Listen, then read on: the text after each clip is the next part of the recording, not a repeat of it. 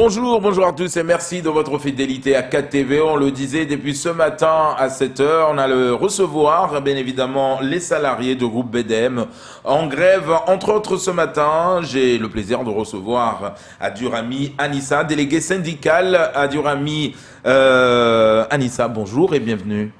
Bonjour, monsieur Kamar, bonjour. Les téléspectateurs qui nous regardent, je tiens déjà à remercier... On va revenir. Doucement, on sent que ça y est, vous êtes prêts à envoyer les missiles. Et vous n'êtes pas venu seul, puisque vous êtes accompagné de Anafi Anita, secrétaire générale du comité social et économique. Anita, bonjour et bienvenue. Bonjour Kamar et bonjour aux téléspectateurs. Voilà.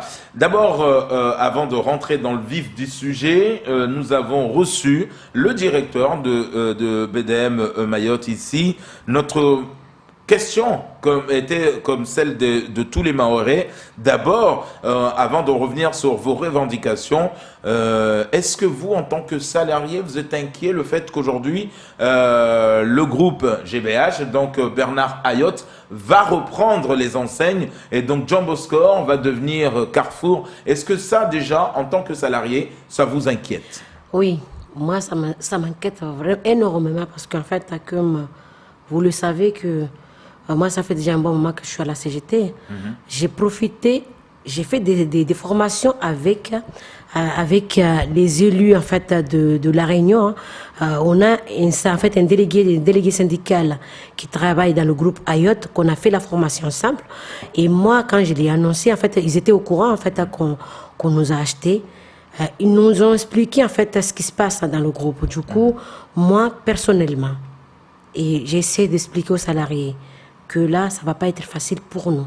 C'est pour cela que j'essaie en fait d'expliquer. Mais qu'est-ce qui va changer concrètement, Anissa? Parce que le directeur nous disait ici, on lui a posé la question, il peut même nous faire un droit de réponse, parce que c'est lui-même qui nous l'a dit ici, non, les salariés, rien ne changera, les contrats ne changeront pas, il n'y aura pas une réduction de salaire ou une augmentation. En fait, c'est ce qui change, il nous l'a expliqué. Ce qui change, c'est l'enseigne. Si on appelait ça Jumbo Score, on va l'appeler Carrefour. Mais en tout cas, lui, il a été clair là-dedans. Et vous pensez que c'est pas vrai? Oui, en fait, moi, ce que je dis, parce que c'est vrai, il a dit ça. Nous, ce qu'on n'a pas accepté, parce que moi, je le dis fort, et je lui dis le jour qu'on donnait l'avis, parce que nous, il y a pour la CGT, on a deux qu'on a donné un avis défavorable. On n'était pas d'accord. Parce que, imagine, un groupe qui vient nous acheter, nous prendre, parce qu'il y avait 4 groupes. Au final, il y avait 4 groupes qui s'avaient proposé à nous prendre. Mais par contre, Casino, il a accepté que Carrefour, le groupe Ayotte. On a demandé qu'on veut en fait, on veut qu'on nous réunisse tous ensemble, qu'on soit un seul groupe, en fait, à La Réunion et aux Antilles, qu'on soit regroupés. Mais par contre, le responsable qui était venu, il a dit Mayotte restera toujours Mayotte. On nous a pris, il n'y a rien du tout, ils n'ont rien rajouté, mais par contre, là, quand on a commencé notre négociation du salaire, il nous a annoncé, M. Berlioz, Marc Berlioz, il nous a annoncé que même le ticket, le bon d'achat de 70 € qu'on a tous les mois, il va l'enlever le plus vite possible. Ah bon? Ça veut dire que GBS n'est pas encore installé comme il faut. Là, on commence déjà à enlever les petits acquis qu'on avait dans la boîte, qu'on va les enlever. Là, ça veut dire qu'il y a un souci. Un ticket de 70 €. 70 € de bon d'achat, oui. Oui. Parce que ce bon d'achat, on l'a eu comment? Ça, on avait demandé d'avoir la carte de remise, parce que comme vous le savez, on était dans le groupe Casino, ça, nos collègues, les camarades de La Réunion, ils ont une carte de remise de 10%. Dès qu'ils font leurs courses, même acheter une petite baguette de 70 centimes, on peut demander à utiliser la carte. Du coup, on avait la remise de 10%. Imagine aujourd'hui, GBH n'est pas encore bien installé dans la boîte et qu'on nous annonce le 15, qu'on nous annonce que comme quoi on va l'enlever le plus vite possible. Là, les soucis commencent déjà à venir. C'est pour cela que moi, je vous dis que je suis très inquiète et les camarades aussi, ils sont très inquiets. Parce Alors, que là, on va revenir sur ces revendications. Anita, vous êtes ensemble là. On le sait que aujourd'hui, il y a eu 2 syndicats qui étaient ensemble au départ, notamment la CFDT et vous, la CGT, pour mener ce combat. pour demander en tout cas, surtout déjà parmi les revendications, la rémunération en temps de travail. Hein, d'accord? Aujourd'hui, on a entendu plusieurs versions. On a proposé du 23 euros. Vous avez l'autre, ils ont demandé 25 euros. Mais vous, en tout cas au niveau de CGT, c'était 150 euros que vous demandez pour tous les salariés. Alors, la direction que nous avons bien évidemment appelée nous disent 150 euros pour tous les salariés. Ça nous fait une enveloppe de 6 millions. C'est chose impossible. On ne peut pas se permettre. Parce qu'après, genre, on va couler la boîte, quoi, quelque part. Vous en pensez quoi, Anita, vous qui êtes d'ailleurs au Conseil social et économique, vous en pensez quoi? Est-ce que 150 euros par salarié, c'est pas trop pour vous? Avec le salaire de misère que nous avons aujourd'hui, pour moi, c'est pas trop. Après, tout d'abord, on est en négociation. Ce qui veut dire, négociation, c'est on propose quelque chose. C'est pas obligé que ce soit les 150. C'est bien sûr. On peut pas, on part de haut, mais on peut aussi nous proposer moins. Du coup, pourquoi partir de bas si après, si je pars de 20 euros par exemple, je n'aurai pas 50 euros, j'aurai moins que 20 euros parce qu'on me donnera jamais les 20 euros. Donc aujourd'hui, si nous on a demandé 150 euros, c'est que déjà on sait ce qu'on gagne aujourd'hui, on sait le travail qu'on fait. Et pourquoi demander moins? Donc, nous, on a demandé 150 euros, c'est pour aller de l'avant. Mais ça, il n'a même pas laissé le temps de le négocier, les 150? En fait, nous, on n'a même pas négocié. Si vous voulez, on est arrivé, nous, notre proposition, on l'a déposée avant les réunions. Lui, lorsqu'on est arrivé aux premières réunions, ce qu'il nous a dit, c'est « Bon, j'ai vérifié vos propositions, mais on ne va pas y passer le temps. » Il nous a donné ces documents auxquels il a déjà pris ce qu'il avait pris. Ça veut dire 3 choses. Le salaire, mais on ne l'a même pas négocié en fait. Au début, il n'a rien pris en fait. On n'avait pas de proposition de salaire. C'était 0 euros aux premières réunions. Et il nous avait proposé 15 tickets déjeuner. Pour 50-50, les salariés et la direction. Ensuite, 6 euros. Donc nous, on lui avait demandé de revoir ça. Parce qu'on voulait que ça change. L'année dernière, il avait dit c'était un début. On a débuté avec les 6 euros, 50-50. Avec 13 tickets. Cette année, on voulait que ça augmente un petit peu pour montrer aux salariés qu'on avance, mais on ne recule pas. Mais lorsqu'on voit ces propositions, on part en reculant, mais pas en avançant. Alors, Anissa, 150 euros, ça n'a pas été négocié, vous n'avez pas pu le négocier, mais lui, il a fait une proposition, notamment une proposition qui a été acceptée par l'autre syndicat, donc qui ont accepté, la CFDT, donc qui vous lâche dans ce combat, parce qu'eux, ils ont accepté ce qu'on leur a proposé, donc on va dire les 23 euros ou les 27 euros 23 euros, quelque chose. Moi, je veux commencer au début parce qu'il faut qu'on explique aux gens. En fait, il faut que les Mahorais sachent ce qu'on est en train de revendiquer. On a demandé 150 euros. Quand on demande 150 euros, c'est pas qu'on dit qu'il faut qu'ils nous donnent 150 euros. On a demandé 150 euros à négocier. On l'a bien indiqué, en fait, on l'a bien martelé, M. Berlioz, on a demandé 150 euros à négocier. Les bons d'achat, les tickets déjeuner, on avait demandé 22 tickets à 9 euros, 60% pour l'employeur et 40% pour nous, les salariés. Et quand on regarde que l'autre syndicat que je trouve dommage, en sachant que à Djimbo, le salaire qu'on nous paye, on n'arrive même pas au 15 du mois. On n'arrive pas du tout au 15 du mois. Les salariés en question qui sont dans la boîte, les chèques déjeuner, la carte déjeuner, c'est ça qui font le course pour combler le mois. Mais arrivé le 15, le carte déjeuner, il est déjà fini. Parce que nous, on utilise carrément la carte. La carte, il est limité à 19 euros au passage en caisse. Mais les salariés, au bout du 15, ils font du stop. Il faut regarder. Les gens qui font de petites aires en venant à Djimbo, ils marchent à pied pour aller là-bas parce qu'ils n'ont pas assez de salaire. Et quand je vois que la CFDT demande une négociation de 25 euros et qu'il vient sur Facebook dire qu'il a demandé 25 euros, mais M. Berlioz peut proposer 15 euros. Et là, quand on voit les propositions de M. Berlioz, on dirait qu'ils sont côte à côte et se communiquent les formations. Je vois, il demande 6 euros, 6,50 euros 50. Comment ça se fait qu'il y ait un élu qui est voté par les salariés qui va demander 6,50 euros à 19 tickets, en sachant que quand on nous donne la carte déjeuner, c'est pour ne pas manger de la malbouffe. C'est pour bien manger, pour être mieux au travail. Mais voir 6 euros, et M. Berloz, il a pris Est-ce que vous, Anissa, aujourd'hui, vous considérez ça comme une trahison de la CFDT là? De toute façon, tous les ans, c'est toujours comme ça. Parce que depuis qu'ils sont installés, parce qu'avant, moi je dis, je commençais à travailler à Djimbo en 2002. En 2002, c'était la CFDT qui était majoritaire. Même moi, que je suis devant là, j'étais adhérent de la CFDT et j'avais ma carte de la CFDT. Les salariés étaient licenciés comme ça, partaient comme ça. Moi, c'était un délégué qui avait demandé qu'on me donne, qu'on me licencie parce qu'on avait un problème entre un salarié et un salarié. Et du coup, on s'est porté volontaire. Du coup, on a dit, on va être là. La CGT s'est implantée dans la boîte. Avant, on ne savait même pas ce que ça veut dire NAO. On l'a appris. Moi, je tiens à remercier Kamiluddin Djanfar, il n'est pas là. C'est grâce à lui. C'est grâce à lui. Il faut que les Maoris sachent. C'est grâce à lui et Salim Naouda et Rivo, parce que Rivo, il était à la CGT, qu'on est arrivé là aujourd'hui, là où on est. Première négociation, moi je le dis, parce qu'à chaque fois la CFDT dit aux salariés, Anissa, elle n'a pas fait de longues études, elle ne comprend rien.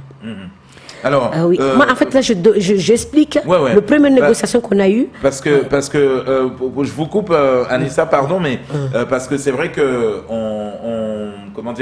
on n'a pas beaucoup de temps. Alors, on le voit que dans vos revendications, le 13e mois, c'est la seule revendication que M. Berlioz donc accepte de valider dans toutes ses propositions. Ça veut dire quoi exactement? Ça veut dire que aujourd'hui, l'autre côté, ils ont accepté les 23 euros.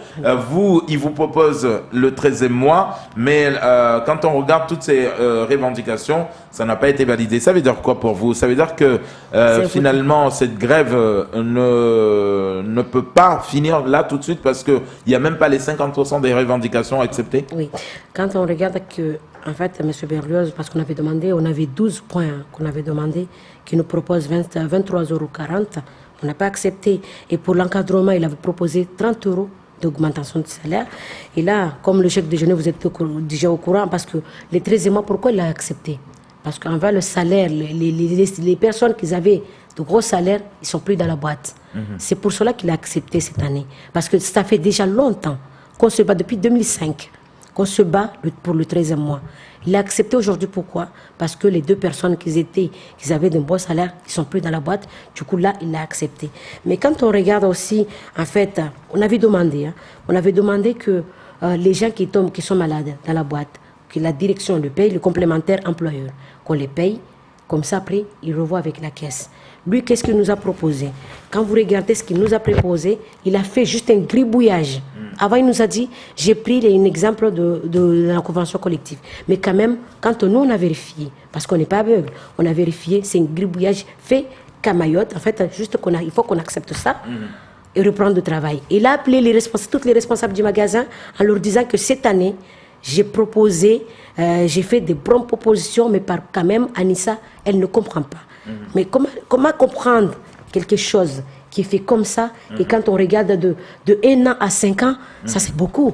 Pour 1 an à 5 ans, 6 jours d'arrêt maladie, on te paye 40 jours, 90%, 20 jours, 66%. Là, c'est rien.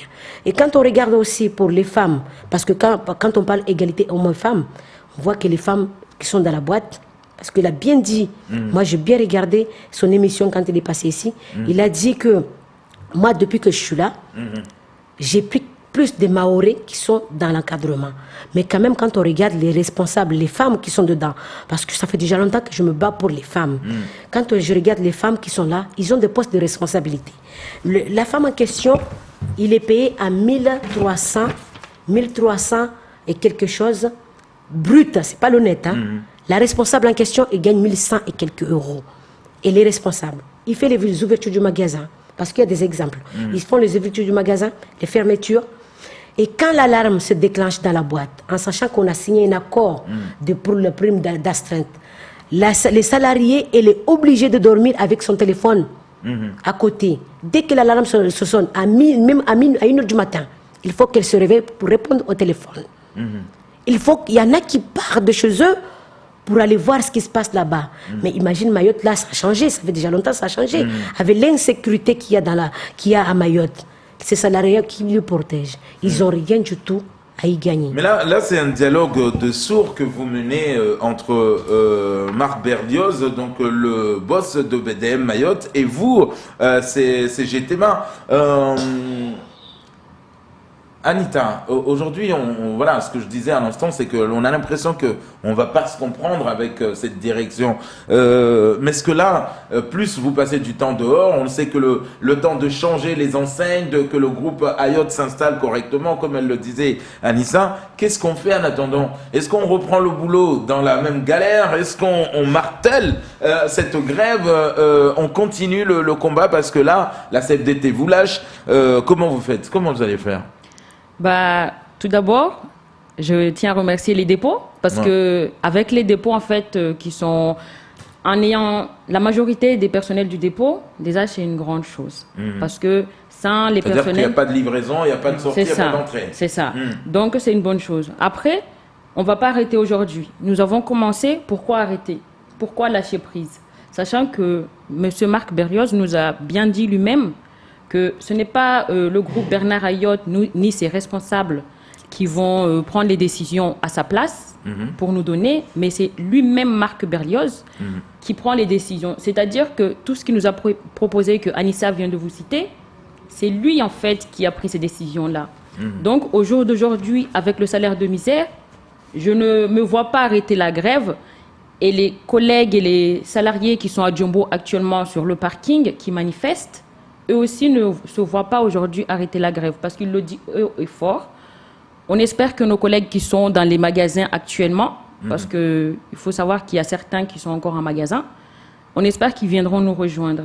Nous, ce qu'on attend aujourd'hui, c'est surtout une réelle négociation de la part de Marc Berlioz. Alors, on le sait, Anissa, ce que vous demandez là, le salaire, l'égalité professionnelle entre femmes et hommes, la qualité du travail, vous demandez des primes de pénibilité également, un service de lavage tenu, c'est pas ce qui doit coûter cher quand même pour le groupe.